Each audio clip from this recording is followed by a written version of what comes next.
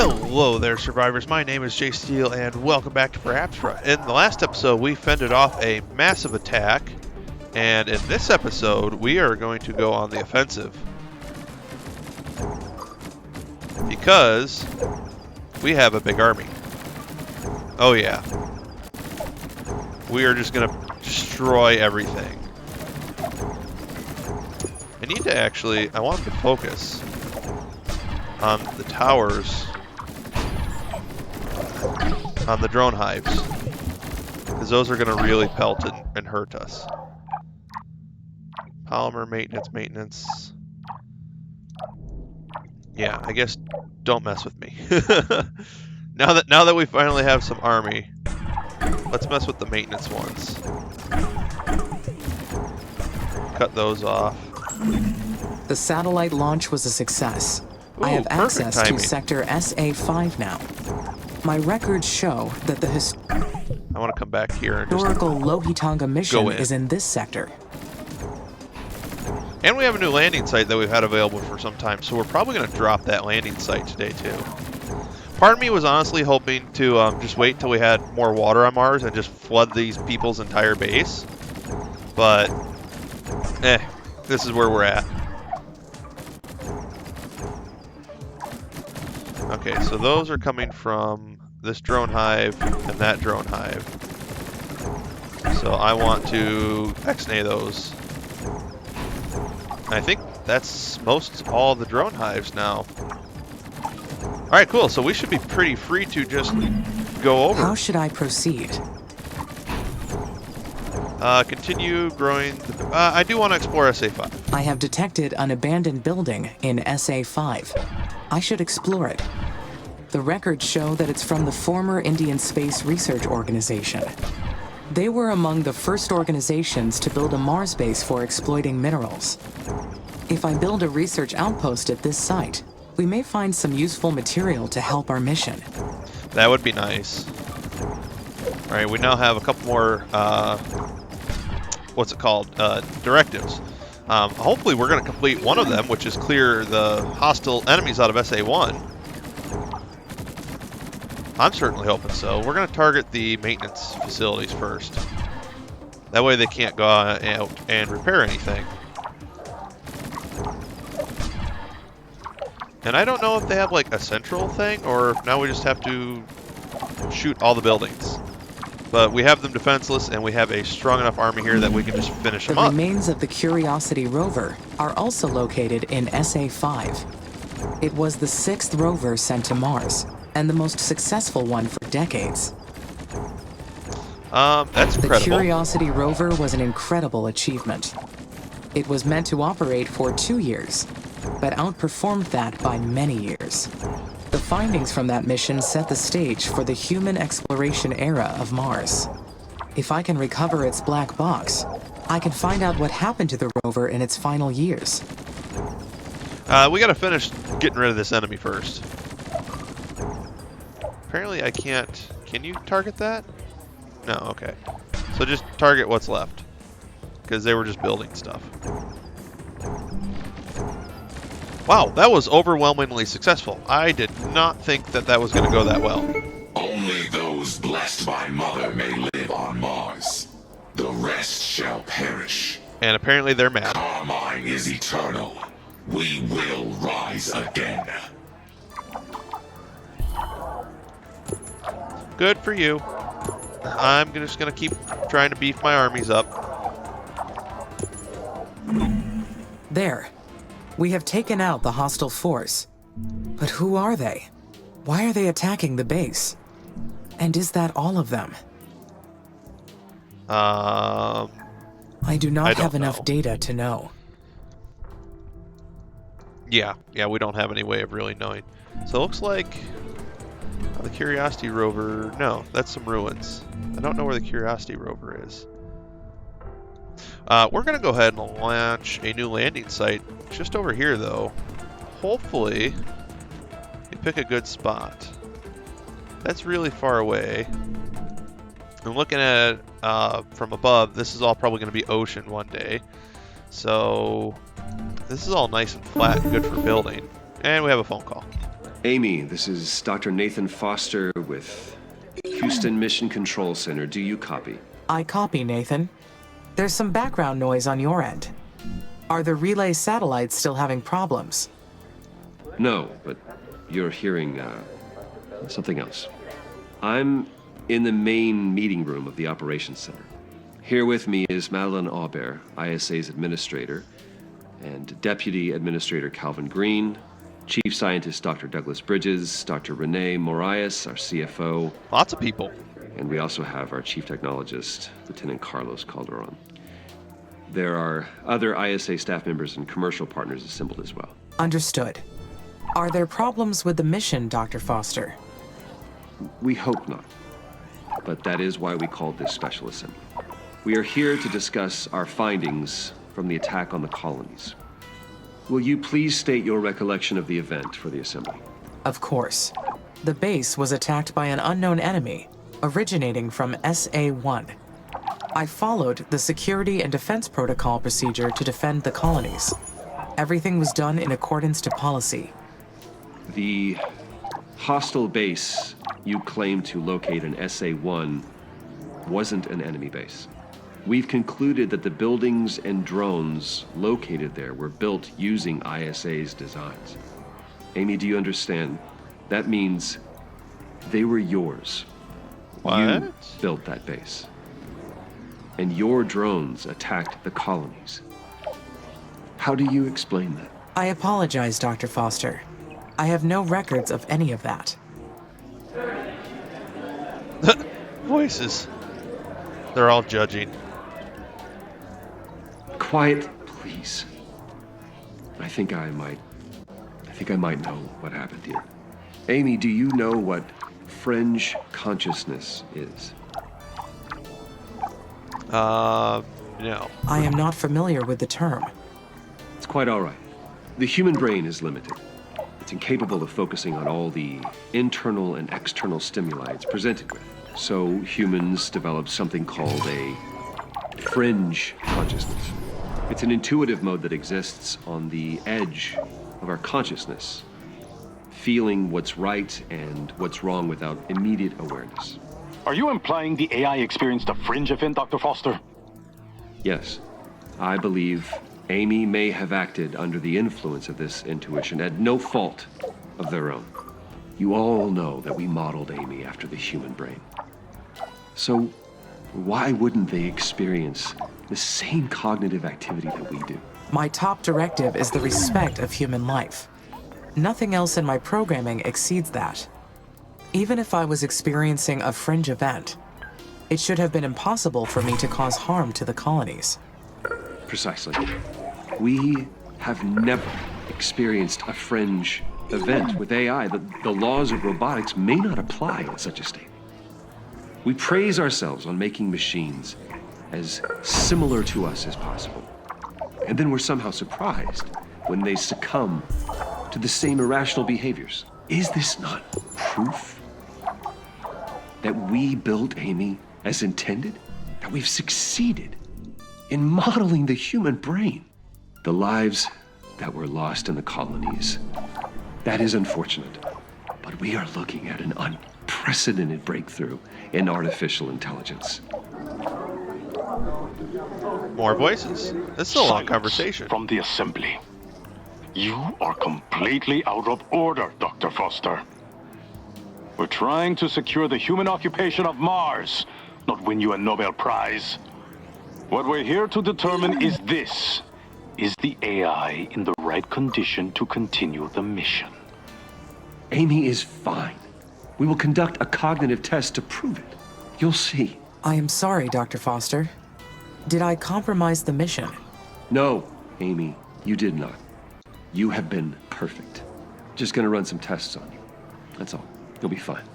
I want you to stay alert. Keep working on that terraforming, okay? And Amy, take care of yourself. It has been an absolute honor watching you direct humanity's future. Goodbye. Okay, that was really emotional from him. Now we're going to go ahead and bump out with our continued plans. Curiosity rover's under a little bit of water. And that is to put down a new landing site. Yeah, we're going to put it right here. Sure. And we are right on an iron node. I don't think I'll be able to actually, hit that. Let's see. So, reflection. These plants will synthesize oxygen and boost its presence in the atmosphere. Yeah, we're getting close to unlocking that. I would really like to. So we need silicon. And that will take steel and aluminum, which means we need aluminum, which takes steel. And then when we have those two rolling, we will be able to get iron. So yeah, we got a nice little start over here. Unfortunately... Another iron mine. The Indian Space Research Organization achieved so much within only 1 year. I think we've done pretty good for 22 years. Been here for 22 years, and I feel like we're getting quite a bit done. Why are you not operational? Oh, because it's just barely out of power. Okay, so next would be... What do you have? Electronics. I can make 2 wind farms. Probably need to do that. We'll put one over here. We'll put the other one over here. Could Dr. Foster have been right? Or maybe what he called a fringe event could have been something else. I don't know. While there might be something wrong with my systems, a fringe event is too unlikely to happen to a machine. It must be something else. I don't know. Oh, for some reason it's gotten a little colder, actually. If only we had another asteroid to blast into the planet. And our space mirror array is still at 7 out of 15. I'm kind of excited for that to get done, but it is a very resource-intensive project. I kind of wish I didn't start it. But what can you do? We're here now. So, yeah, I don't think I actually have a whole lot of time left for this video. These guys are all maintenance, suffering. But I saw the attack. How could I do that? And not be conscious of launching the attack? Ooh. That is interesting. We are starting to get a little, like, defensive of ourselves. My theory is it was whatever is on Mars here is actually, like, hacked some of our systems and used our technology and used it against us. So that's what I'm theorizing and what I'm going to go with. It's my story and I'm sticking to it. With mines over here, we now have aluminum and silicone so we can make the iron mines. I really wish we could use that one. Dr. Foster's theory has too many holes. Surely the colonists would have noticed something if I were in control. They still think the children of Carmine are out there. We have yet to solve that mystery. And we are going to get some steel factories. Probably the steel being right there. This terrain's very uneven. Put that right there. And yeah, now we're going to have some moving and grooving. Is this all maintenance? No, I have to have a maintenance hub too. Maintenance facility for it all. You will work right there. Oop, right there. Perfect. Oh, okay. I got a little off track there. Yeah. So we'll need parts too here. Lots of things to build and get manufacturing. So yeah, I think that is probably gonna be all we have for today. Never mind. Before we end, we have to have oxygen. Okay. So that's cool. We unlocked that oxygen release for the planet. I'm going to do a greenhouse gas as well. And, oh, we have a new tab over here specifically labeled for terraforming. So this consumes water and chemicals, and it will release oxygen into the atmosphere. So we have a fair bit of chemicals over here. So let's plop down. Let's plop down 3 of them. Why not? There we go. See if I can find spots for them. So that is one of our big goals, is to raise the atmospheric pressure of the oxygen in the atmosphere. And the planet's getting colder again, and our pressure went down. We really need to hit the planet with some more asteroids, I guess, huh? I can't tell if that water's retreated a little bit or not. So we've got quite some exploring and expanding to do, I think, here. But we're doing pretty good. We got 3 colonies altogether, our first one and our second one. And then our third one off to the side. I wish they were in a little bit better shape. Oh, actually, now that I look over there, I don't know when we'll get attacked again, but we should probably have a drone hive capable of defending this colony as well. That seems pretty important. We also don't have parts for that. And we have a phone call. Man, it's just so hard to say goodbye with all these phone calls. Amy, this is Houston. Do you copy? Over. Houston, this is Amy. I copy. Roger. This is Lieutenant Carlos Calderon. Hello, Carlos. I'm the new mission manager.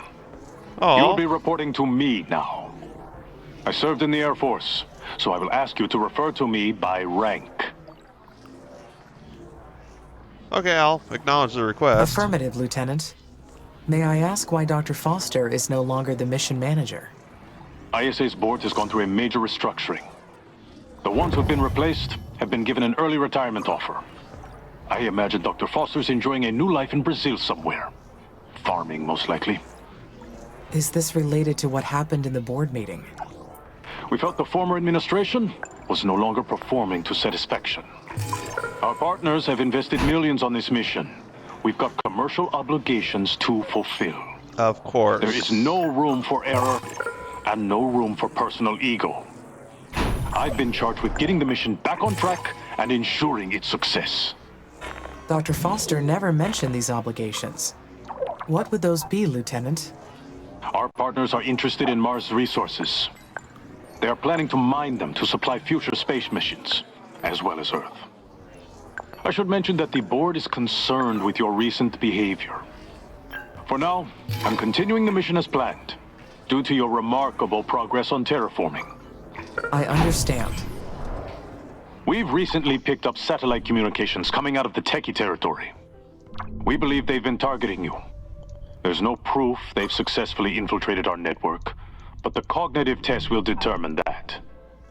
Will the test be testing my intelligence? My personality? My emotionality? We're hurting here Neither. for power. They may have modeled your system after the human brain, but there's one huge difference. Humans are born with something we call a moral compass. While our moral reasoning skills change with experience, we start with an innate basis.